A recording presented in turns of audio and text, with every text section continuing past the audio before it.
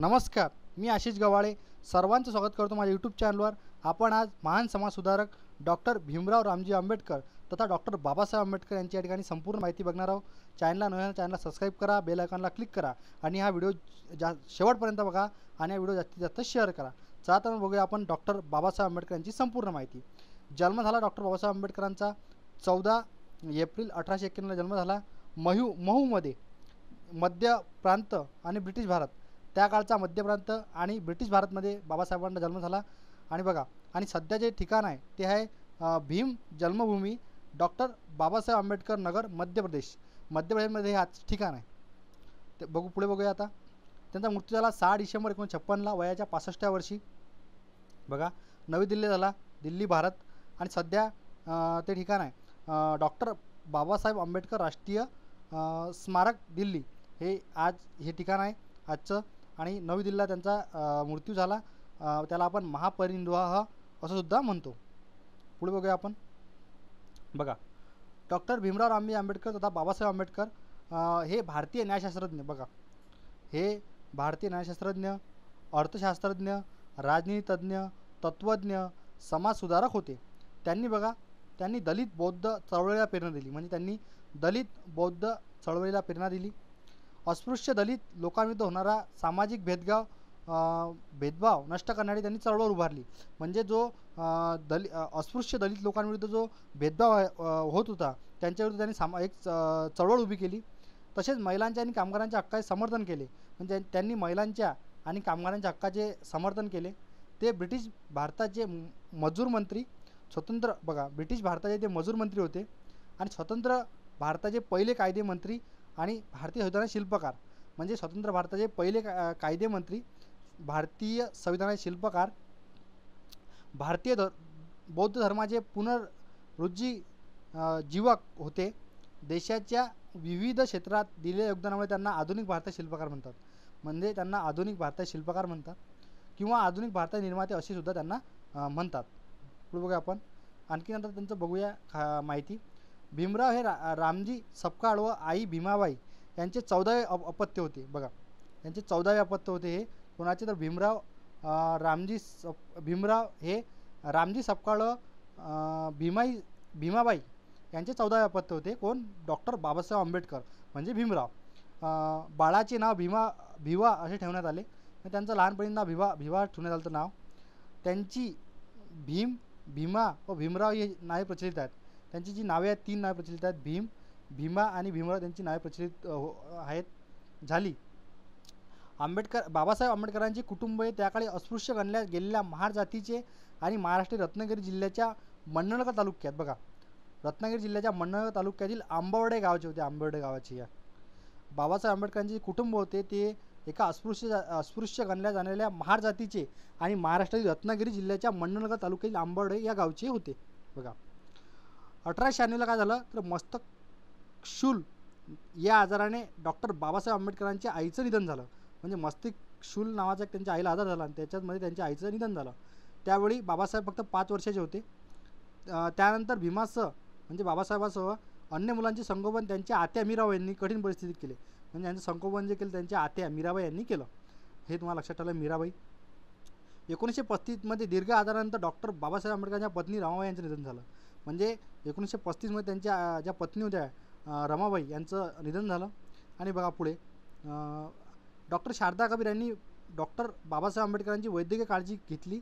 पुढे बाबासाहेब आंबेडकरांनी कबीराशी 15 एप्रिल 1948ला, बघा 15 एप्रिल 1948ला नवी दिल्ली येथं आपल्या निवासस्थानी नोंदणी पद्धतीने विवाह केला, म्हणजे त्यांनी डॉक्टर शारदा कबीर यांच्यासोबत 15 एप्रिल 1948ला नोंदणी पद्धतीने विवाह केला।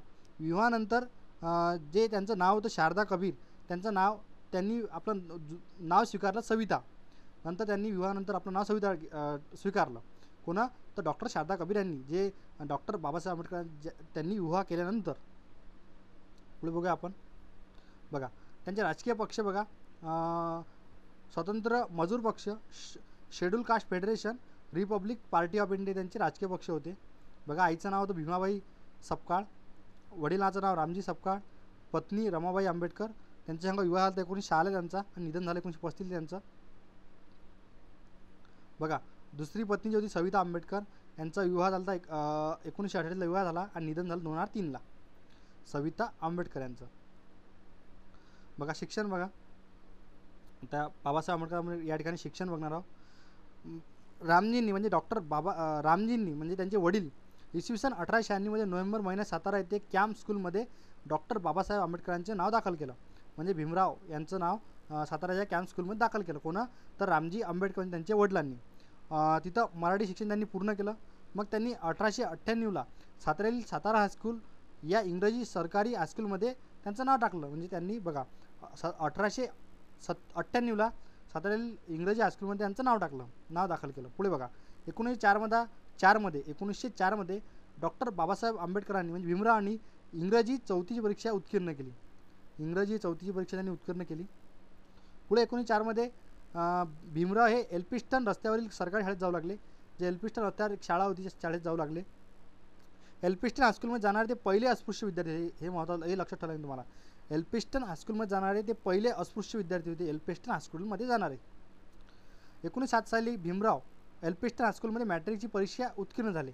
1907 साली डॉक्टर बाबासाहेब आंबेडकर म्हणजे भीमराव हे एल्फिन्स्टन हायस्कूलमध्ये मॅट्रिकची परीक्षा यशस्वीरित्या पास झाले, उत्तीर्ण झाले. ही परीक्षा उत्तीर्ण झाल्यावर बघा ही परीक्षा उत्तीर्ण झाल्यावर भीमराव आंबेडकरांच्या ज्ञाती बांधवांनी म्हणजे कृष्णाजी अर्जुन केसुरकर गुरुजींनी केसुरकरचे गुरुजी होते यांच्या अध्यक्षतेखाली सभा भरून भिवा रामजी आंबेडकरांचे कौतुक केले. म्हणजे भीमराव रामजी आंबेडकरांचे कौतुक केले, म्हणजे बाबासाहेबांचे कौतुक केले. कोणाच्या अध्यक्षतेखाली तर ते अर्जुन केसुरकर गुरुजी, कृष्णाजी अर्जुन केसुरकर गुरुजी यांच्या अध्यक्षतेखाली. पुढे बघा 3 जानेवारी 1908ला भीमराव म्हणजे बाबासाहेब आंबेडकरांना एल्फिन्स्टन महाविद्यालयात प्रवेश केला. एल्फिन्स्टन महाविद्यालयात प्रवेश केला. महाराज सयाजीराव गायकवाड यांनी दरमहा 25 रुपये शिष्यवृत्ती देण्याचे मंजूर केले. म्हणजे सयाजीराव गायकवाड महाराज होते, त्यांनी दरमहा 25 रुपये शिष्यवृत्ती देण्याचे या ठिकाणी मंजूर केले. पुढे बघूया आपण आणखी माहिती. बघा पुढे 4 वर्षांनी इसवी सन 1912मध्ये त्यांनी मुंबई विद्यापीठातील राज्यशास्त्र आणि अर्थशास्त्र या विषय घेऊन बघा 1912 साली बाबासाहेबांनी काय केलं तर मुंबई विद्यापीठातील राज्यशास्त्र आणि अर्थशास्त्र हे 2 विषय घेतले आणि BAची पदवी संपादन केली. BAची पदवी त्यांनी संपादन केली आणि बडोदा संस्थानात नोकरीला गेले. म्हणजे बडोदा संस्थान होतं त्या काळचं, त्या ठिकाणी ते नोकरीवर रुजू झाले बडोदा संस्थानात. बघा जे बडोदा नरेश होते त्यांच्याकडून प्रति महिना 11.5 पाऊंड शिष्यवृत्ती घेऊन बघा बडोदा नरेशकडून प्रति महिने 11.5 पाऊंड शिष्यवृत्ती घेऊन डॉक्टर बाबासाहेब आंबेडकर अमेरिकेतील कोलंबिया विद्यापीठात उच्च शिक्षणासाठी गेले. जे अमेरिकेत कोलंबो विद्यापीठ आहे त्या ठिकाणी डॉक्टर बाबासाहेब आंबेडकर हे उच्च शिक्षणासाठी त्यांनी प्रयाण केलं. बाबासाहेब आंबेडकर हे परदेशातून अर्थशास्त्रामध्ये डायरेक्टर PhD पदवी मिळवणारे पहिले भारतीय होते. म्हणजे बाबासाहेब आंबेडकर हे परदेशामध्ये अर्थशास्त्रामध्ये डायरेक्टर म्हणजे अर्थशास्त्रामध्ये PhD पदवी मिळवणारे ते पहिले भारतीय ठरले होते. तसेच ते दक्षिण आशियातून 2दा डायरेक्टर म्हणजे दक्षिण आशियाहून 2दा डायरेक्टर PhD आणि DSc पदवी मिळाले पहिले दक्षिण आशियाई होते. ते बघा पहिले दक्षिण आशियाई होते. म्हणजे PhD आणि DSc ह्या 2 डायरेक्टर पदव्या मिळवणारे डॉक्टर बाबासाहेब आंबेडकर हे पहिले दक्षिण आशियाई होते. पहिले दक्षिण आशियाई हे लक्षात ठेवायला लागेल तुम्हाला, पहिले दक्षिण आशियाई. बघा पुढे बघूया आपण. डॉक्टर बाबासाहेब आंबेडकर यांच्या हयातीतील भारतातील सर्वात प्रतिभाशाली व सर्वाधिक उच्च विद्याविभूषित व्यक्ती होते. म्हणजे बाबासाहेब आंबेडकर त्यांच्या हयातीत त्या काळात सर्वात उच्च विद्याविभूषित व्यक्ती होते.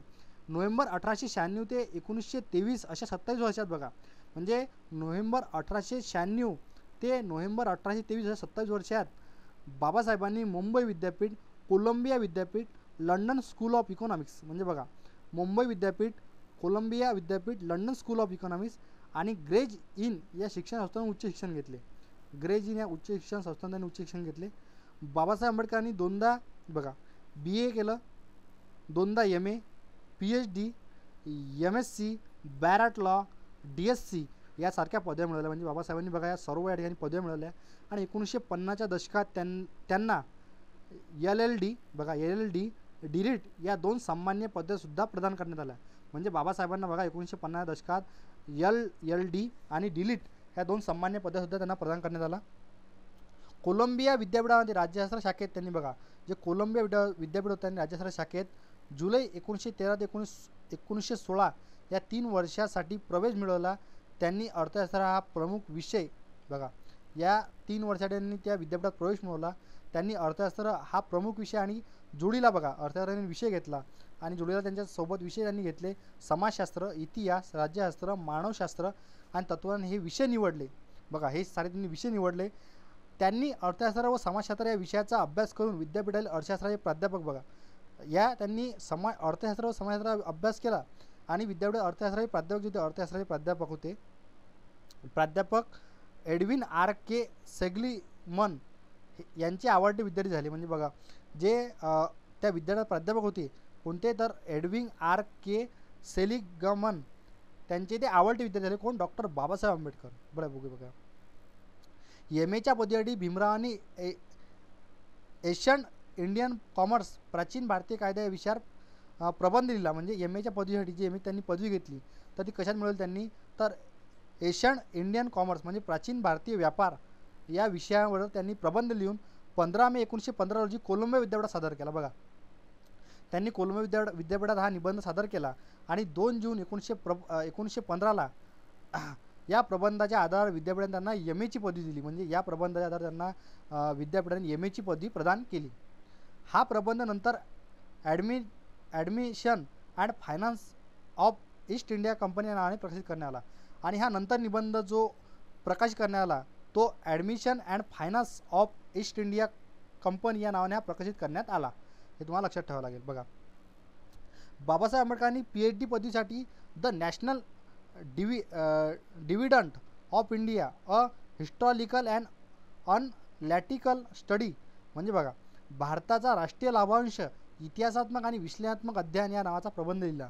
बघा बाबासाहेबांनी भारतीय लाभांश इतिहासात्मक आणि विश्लेषणात्मक अध्ययन या नावाचा प्रबंध लिहिणे सुरू केले आणि 1917ला विद्यापीठाने त्यांचा प्रबंध स्वीकारला. बघा 1917ला त्या विद्यापीठाने त्यांचा प्रबंध स्वीकारला आणि त्यांना PhD डॉक्टर ऑफ फिलॉसॉफीची पदवी देण्याचे मान्य केले. म्हणजे बाबासाहेबांना डॉक्टर ऑफ फिलॉसॉफी ही पदवी देण्याचे मान्य केले. बघा पुढे बघा आपण 9 मे 1916ला कोलंबो विद्यापीठाने समाजशास्त्राचे प्राध्यापक doctor A Goldenweiser यांच्या मार्गदर्शनाखाली आयोजित केलेल्या मानव वंशशास्त्रज्ञ विषयात चर्चासत्रात caste in India their mechanism बघा caste in India their mechanism genesis and development भारतातील जाती त्यांची रचना उत्पत्ती आणि वृद्धी. बघा भारतातील जाती रचना आणि उत्पत्ती आणि त्याची वृद्धी नावाचा एक नवीन शोधलेख वाचला. शास्त्रीय विवेचन केलेला हा शोधलेख मे 1917ला इंडियन ॲक्टिव्हेरी नावाच्या मासिकात प्रकाशित करण्यात आला. म्हणजे हा जो निबंध होता किंवा हा एक शोधलेख होता हा ॲक्टिव्हेरी नावाच्या मासिकात प्रकाशित झाला. हा लेख बघा आणि नंतर हाच शोभालेख पुस्तकाच्या रूपात प्रकाशित झाला. हे बाबासाहेब आंबेडकरांचे प्रकाशित झालेले पहिले पुस्तक. म्हणजे जे पहिल्यांचं पुस्तक झालं प्रकाशित ते होतं भारतीय जाती त्यांची रचना उत्पत्ती आणि वृद्धी या हे त्यांचं पहिलं पुस्तक प्रकाशित झालं डॉक्टर बाबासाहेब आंबेडकरांचं. हे तुम्हाला लक्षात ठेवावं लागेल.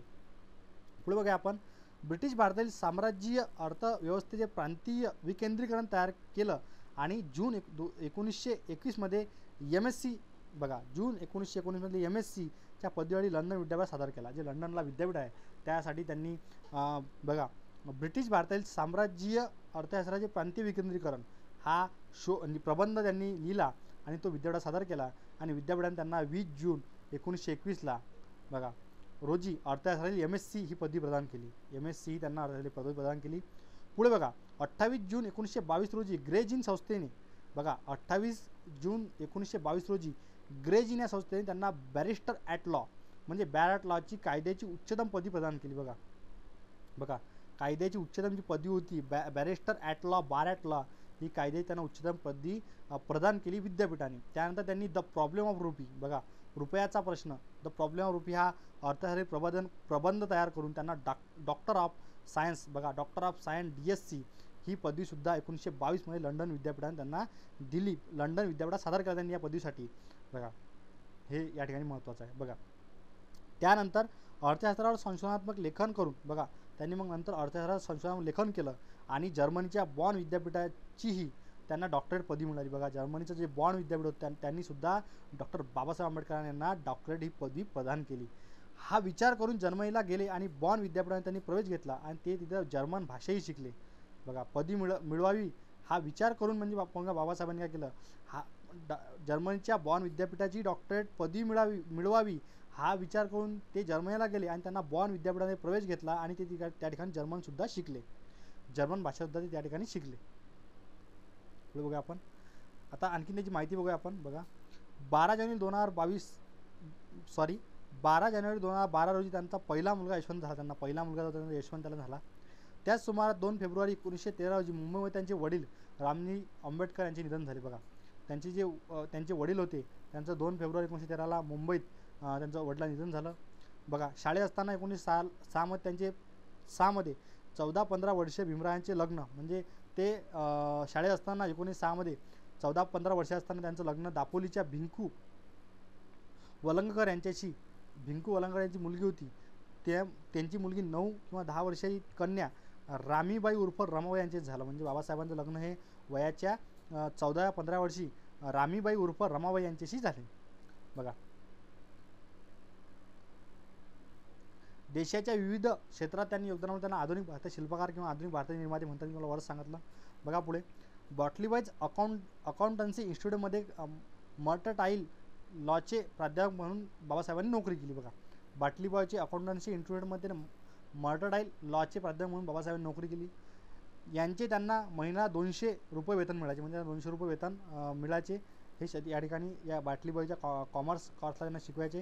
ही प्राध्यापक पदाची नोकरी केली त्यांनी. बघा बाबासाहेब आंबेडकरांचे समाजकार्य सुरू असताना मुंबईत कोल्हापूरचे राजे शाहू महाराज हे आपण होऊन डॉक्टर बाबासाहेब आंबेडकरांच्या त्यांच्या घरी येऊन भेटले.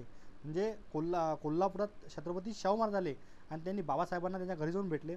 त्यांनी बाबासाहेबांना उत्तरपत्र काढण्यासाठी 2,500 रुपये मदत केली. म्हणजे शाहू महाराजांनी बाबासाहेबांना उत्तरपत्र काढण्यासाठी 2,500 मदत केली. बाबासाहेबांनी इसवी सन 1920 साली मुंबईत मुकनाक नावाचे पाक्षिक सुरू केले. 1920ला बाबासाहेब आंबेडकरांनी मुंबईत मुकनाक नावाचे पाक्षिक सुरू केले. पाक्षिक व पांडुरंग नंदराम भटकर या पाक्षिकाचे संपादक नेमले. जे पांडुरंग नंदराम भटकर होते या संपादकाचे पाक्षिक, हे जे पाक्षिक होते त्याचे संपादक नेमले. संपादक बघा कोल्हापूर संस्थानी माणगाव या गावात 21 मार्च व 22 मार्च रोजी दक्षिण महाराष्ट्र दलित परिषदेचे पहिले अधिवेशन भरले. म्हणजे जे माणगाव होतं कोल्हापूर संस्थानात त्या ठिकाणी 21 मार्च आणि 22 मार्चला दक्षिण महाराष्ट्र दलित परिषदेचे पहिले अधिवेशन भरले. या अधिवेशनामध्ये डॉक्टर बाबासाहेब आंबेडकर हे उपस्थित होते. हे बघा डॉक्टर बाबासाहेब आंबेडकर या अधिवेशनाचे अध्यक्ष होते. अध्यक्ष तर छत्रपती शाहू महाराज या ठिकाणी यांची प्रमुख उपस्थिती होती.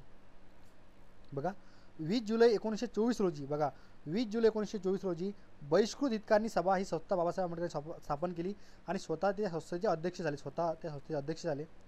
संस्थेचे ध्येय व कार्य सूचित करण्यासाठी शिका, बघा शिका, संघटित आणि संघर्ष करा हे क्रियावाचक आज्ञावाचक शब्द स्वीकारण्यात आले. म्हणजे त्याचं आपण म्हणतो घोषवाक्यसुद्धा शिका, संघटित आणि संघर्ष करा हे स्वीकारण्यात आलं बहिष्कृत हितकारणी सभेचं. 3 एप्रिल 1924 रोजी, म्हणजे 3 एप्रिल 1924 रोजी बहिष्कृत भारतीय उत्तरपत्र सुरू केले. म्हणजे 3 एप्रिल 1924ला डॉक्टर बाबासाहेब आंबेडकरांनी बहिष्कृत भारतीय उत्तरपत्रसुद्धा सुरू केलं. पुढे बघा आपण 14 तळे सत्याग्रह केला बाबासाहेब आंबेडकरांनी. महाड येथे 20 मार्च 1927ला, म्हणजे महाड हे ठिकाण आहे त्या ठिकाणी 20 मार्च 1927ला बाबासाहेब आंबेडकरांनी आंदोलन सुरू करणे निश्चित केले. 14 तळे सत्याग्रह. बघा पुढे बघा आपण 3 मे 1927 रोजी मुंबईजवळ बदलापूर येथे शिवजयंती उत्सव बाबासाहेब आंबेडकरांच्या अध्यक्षतेखाली साजरा केला गेला. म्हणजे 3 मे 1927ला मुंबईजवळ बदलापूर येथे शिवजयंती उत्सव हा डॉक्टर बाबासाहेब आंबेडकर यांच्या अध्यक्षतेखाली सुरू केला. म्हणजे बाबासाहेब आंबेडकरांनी शिव उत्सवसुद्धा सुरू केला. बघा पुढे 4 सप्टेंबर 1927 रोजी बाबासाहेब आंबेडकरांनी स्वतःच्या अध्यक्षतेखाली समता संघ नावाची संस्था स्थापन केली. बघा समाज समता संघ नावाची संस्था 4 सप्टेंबर 1927ला डॉक्टर बाबासाहेब आंबेडकरांनी स्वतःच्या अध्यक्षतेखाली स्थापन केली. बघा बाबासाहेब आंबेडकरांनी 29 जून 1928 रोजी बघा पासून समता मंचा संघासाठी समता नावाचे पाक्षिक सुरू केले. बघा 29 जून 1928 पासून समता नावाचे त्यांनी पाक्षिक सुरू केले. कशासाठी? तर समाज समता ह्या संघटनेसाठी. पण काही अडचणीमध्ये 1929ला बंद पडले. आर्थिक अडचणीमुळे ते 1929ला हे समता नावाचं पाक्षिक बंद पडलं. 4 फेब्रुवारी 1956ला प्रबुद्ध भारत हे वृत्तपत्र सुरू केले बाबासाहेबांनी. प्रबुद्ध भारत 4 फेब्रुवारी 1956ला प्रबुद्ध भारत. बाबासाहेब आंबेडकरांनी 13 ऑक्टोबर 1935 रोजी, म्हणजे ते 13 ऑक्टोबर 1935 हे जे तारीख आहे या ठिकाणी नाशिकमधील येवला येथे धर्मादाराची घोषणा केली. म्हणजे त्यांनी जे येवला येथे एक हे भरलं होतं, अधिवेशन म्हणू शकतो आपण त्याला. त्या ठिकाणी 13 ऑक्टोबर 1935ला नाशिकमध्ये ते येवला ठिकाण आहे, त्या ठिकाणी बाबासाहेबांनी धर्मांतराची घोषणा केली. आणि त्यांनी एक वाक्य म्हटलं, मी अस्पृश्य जातीत हिंदू म्हणून जन्माला आलो, ते माझ्या हाती नव्हते. म्हणजे मी अस्पृश्य म्हणून हिंदू जातीत जन्माला आलो, ते माझ्या हाती कदापि नव्हते, पण मी हिंदू म्हणून मरणार नाही. हा त्यांनी त्या ठिकाणी त्यांनी त्या येवला या परिषदेत त्यांनी अशी घोषणा केली बाबासाहेब आंबेडकरांनी. पुढे बघा आपण, अमरावती येथे जे अंबाबाई मंदिरात अस्पृश्यांना प्रवेश देण्यासाठी 1925ला सत्याग्रह सुरू केला. म्हणजे या मंदिरात प्रवेश देण्यासाठी त्यामध्ये बघा त्यांना हा सत्याग्रह मार्गदर्शनाकडे सुरू करण्यात आलं आंदोलन. तर हे माधवराव गोविंदराव मेश्राम म्हणजे आंदोलन होतं हे, की बा अस्पृश्यांना अंबादेवीच्या मंदिरात प्रवेश भेटावा. त्यासाठी 1925मध्ये माधवराव गोविंदराव मेश्राम यांच्या मार्गदर्शनाखाली आंदोलन सुरू झाले. या आंदोलनांना डॉक्टर बाबासाहेब आंबेडकर, दादासाहेब पाटील, पंजाबराव देशमुख या ब्राह्मणेतर आंदोलनाच्या नेत्यांनी सुद्धा पाठिंबा दिला. बघा, यांनी सुद्धा या नेत्यांनी या आंदोलनाला पाठिंबा दिला अंबाबाई मंदिरात अस्पृश्यांना प्रवेश भेटावा यासाठी. पर्वती मंदिर सत्याग्रह 13 ऑक्टोबर 1929 रोजी पर्वती मंदिर सत्याग्रह सुरू केला आणि 20 जानेवारी 1930ला सत्याग्रह हा बंद करण्यात आला. 20 जानेवारी 1930ला हा सत्याग्रह बंद करण्यात आला. सुरू झाला 13 ऑक्टोबर 1929ला पर्वती मंदिर सत्याग्रह. काळाराम मंदिर सत्याग्रह बघा, 2 मार्च 1930ला सत्याग्रह सुरू झाला आणि पुढील 5 वर्ष सत्याग्रह चालला. काळाराम मंदिर सत्याग्रह. काळाराम मंदिर हे नाशिक जिल्ह्यात आहे, हे मला लक्षात ठेवायला. बघा, गोलमेज परिषद. डॉक्टर बाबासाहेब आंबेडकर असे एक व्यक्तिमत्व होते की त्यांनी तिन्ही गोलमेज परिषदेला हजेरी लावली होती. ज्या इंग्लंडमध्ये गोलमेज परिषदा भरल्या होत्या त्या 1930, 1931, 1932ला ज्या इंग्लंडमध्ये गोलमेज परिषदा भरल्या. डॉक्टर बाबासाहेब आंबेडकर शोषित व अस्पृश्यांचे प्रतिनिधी म्हणून या तिन्ही गोलमेज परिषदेला हजर होते. म्हणजे शोषित व अस्पृश्यांचे प्रतिनिधी म्हणून डॉक्टर बाबासाहेब आंबेडकर तिन्ही गोलमेज परिषदेला हजर होते. बघा, डॉक्टर बाबासाहेब आंबेडकर व महात्मा गांधीच्या तळजोड 24 सप्टेंबर 1932 आहे. 1932 रोजी पुणे करार करण्यात आला. याला आपण येरवडा करार म्हणतो. याला 1-2 नावंसुद्धा आहेत, पुणे करार, येरवडा करार, डॉक्टर बाबासाहेब आंबेडकर महात्मा गांधी करार. जसे याला करार नाव 24 सप्टेंबर 1932ला आला. 1932ला हा करार पुणे येथे करार झाला. हा पुणे करार आपण त्याला म्हणतो. बघा, मुंबई विधान परिषद सदस्य होते बाबासाहेब आंबेडकर 26 ते 1927 दरम्यान. मुंबई विधान परिषद सदस्य. बघा, स्वतंत्र मजूर पक्ष, मुंबई विधानसभेत सदस्य व विरोधी पक्षनेते 1937 ते 1942च्या काळात होते. डॉक्टर बाबासाहेब आंबेडकरांनी 1936मध्ये स्वतंत्र मजूर पक्षाची इंडिपेंडन्स लेबर पार्टी स्थापना केली.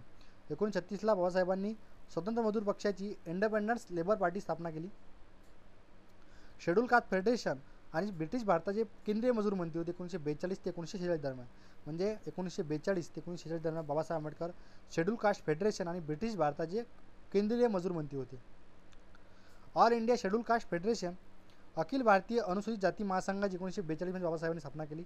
ऑल इंडिया शेड्यूल कास्ट फेडरेशनची म्हणजे अखिल भारतीय अनुसूचित जाती महासंघाची स्थापना केली बाबासाहेबांनी 1942ला. बघा, संविधान सभेत सदस्य होते बाबासाहेब आंबेडकर 1946 ते 1950 दरम्यान. डॉक्टर बाबासाहेब आंबेडकर संविधान सभेत सदस्य होते 1946 ते 1950 दरम्यान. स्वातंत्र्य प्राप्तीनंतर, भारताला स्वातंत्र्य मिळाल्यानंतर बाबासाहेब आंबेडकर नेहरूजींच्या मंत्रिमंडळात बाबासाहेब आंबेडकर हे भारताचे कायदा मंत्री व न्यायमंत्री म्हणून त्यांना नियुक्त करण्यात आले. मात्र संसदेत मांडलेल्या हिंदू कोड बिलाला कोड बिलास विरोध झाल्याने, म्हणजे जे संसदेत मांडलेलं जे हिंदू कोड बिल होतं त्याला विरोध झाल्याने बाबासाहेब आंबेडकरांनी नेहरूच्या मंत्रिमंडळातून राजीनामा देऊन बाहेर पडले. म्हणजे जे हिंदू कोड बिल होतं त्याला त्या ठिकाणी विरोध झाल्यामुळं डॉक्टर बाबासाहेब आंबेडकरांनी आपला भारताचा कायदा व न्यायमंत्री जे होते ते बाबासाहेब आंबेडकर त्या ठिकाणी त्यांनी त्या पदावर राजीनामा दिला आणि त्यातून ते बाहेर पडले. पुढे बघा, बाबासाहेब आंबेडकर 1952 ते 56मध्ये ते राज्यसभेचे सदस्य होते. 14 जून 1928 रोजी डॉक्टर बाबासाहेब आंबेडकरांनी दलित शिक्षण संस्थेची स्थापना केली. 14 जून 1928ला डॉक्टर बाबासाहेब आंबेडकरांनी दलित शिक्षण संस्थेची स्थापना केली. बघा, पुढे बघा, पीपल एज्युकेशन सोसायटी स्थापना केली बाबासाहेबांनी. पीपल एज्युकेशन सोसायटी स्थापना 8 जुलै 1945ला बाबासाहेबांनी पीपल एज्युकेशन सोसायटी स्थापना केली. अस्पृश्यांसह निम्न मध्यवर्गास उच्च शिक्षण देण्यासाठी, म्हणजे जे अस्पृश्य होते आणि निम्न मध्यवर्ग होता त्यांना उच्च शिक्षण देण्यासाठी डॉक्टर बाबासाहेब आंबेडकरांनी 8 जुलै 1945ला पीपल्स एज्युकेशन सोसायटी ही शैक्षणिक संस्था स्थापन केली आणि त्या शैक्षणिक संस्थेच्या वतीनं बघा 1946मध्ये मुंबईत सिद्धार्थ व कला महाविद्यालय स्थापन झालं. 1950मध्ये बघा औरंगाबाद येथे मिलिंद महाविद्यालय स्थापन झालं आणि त्या मिलिंद महाविद्यालयाचा परिसर होता त्याला नागसेन वन असे नाव दिले. नागसेन वन हे सुद्धा तुम्हाला लक्षात ठेवावं लागेल. पुढे बघा 1953मध्ये मुंबईत सिद्धार्थ वाणिज्य व अर्थशास्त्र महाविद्यालय सुरू केलं. सिद्धार्थ वाणिज्य व अर्थशास्त्र महाविद्यालय. 1956मध्ये मुंबईत सिद्धार्थ विधी महाविद्यालय सर्व समाजासाठी सुरू केलं बाबासाहेबांनी. बघा 29 ऑगस्ट 1947 रोजी संविधान सभेने ठराव पास करून म्हणजे जे एक संविधान सभेने ठराव पास केला 29 ऑगस्ट 1947ला आणि भारतीय संविधानाचा मसुदा तयार करण्यासाठी मसुदा समितीची स्थापना केली आणि या मसुदा समितीचे अध्यक्ष होते डॉक्टर बाबासाहेब आंबेडकर यांची या मसुदा समितीच्या अध्यक्षस्थानी निवड झाली.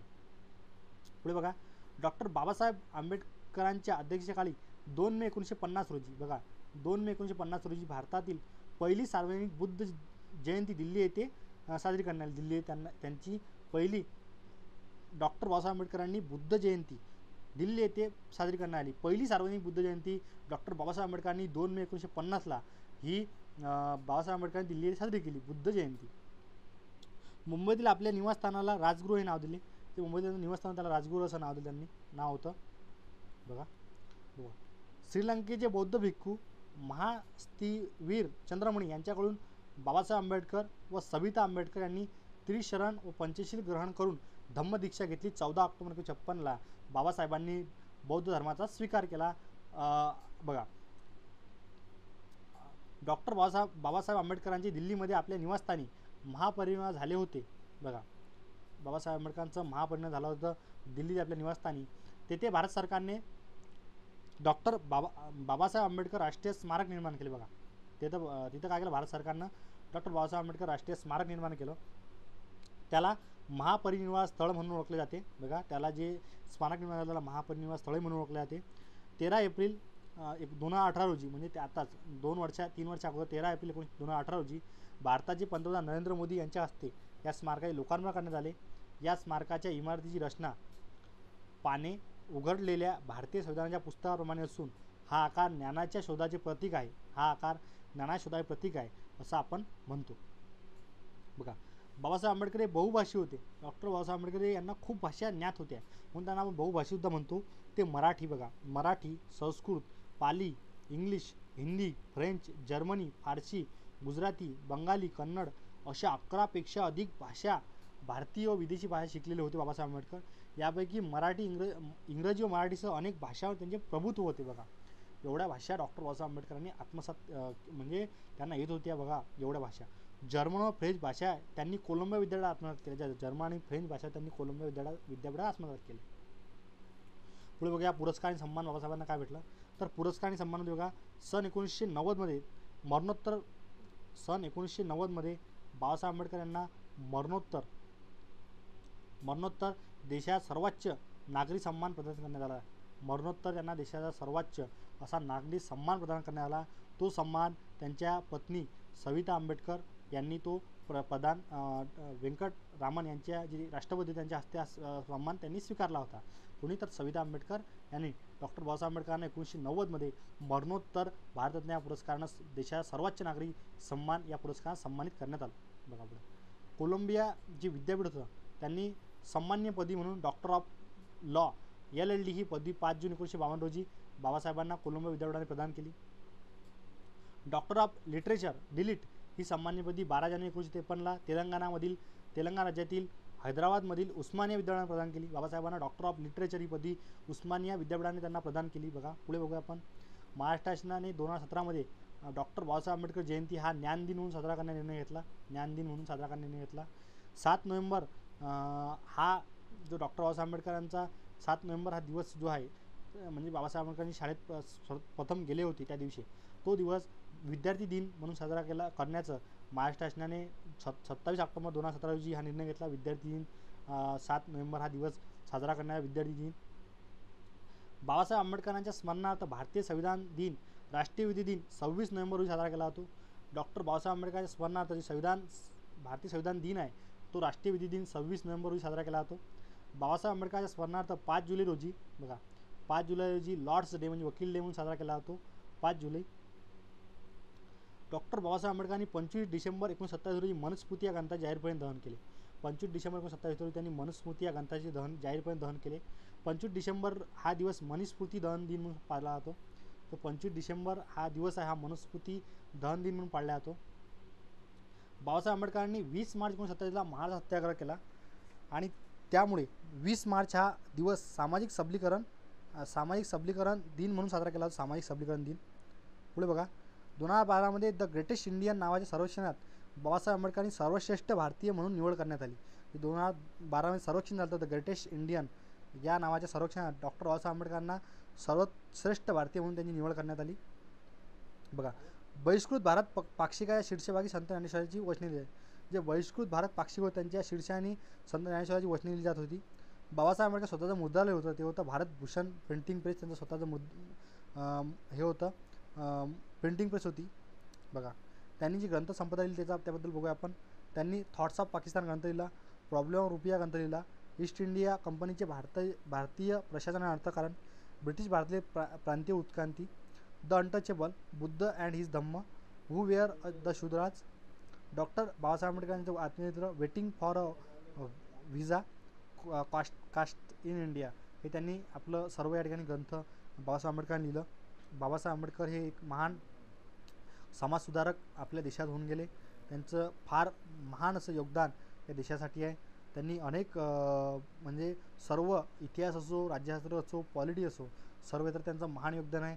त्यांनी आपल्या देशाची जी संविधान आहे, त्यांनी स्वतः संविधान बाबासाहेब आंबेडकरांनी लिहिलं आणि त्यांना भारतीय संविधानाचे शिल्पकारसुद्धा म्हणतात. ते सर्वात बुद्धिमान आणि अत्यंत तल्लख व्यक्तिमत्व हे आपल्या देशात जन्माला आले बाबासाहेब.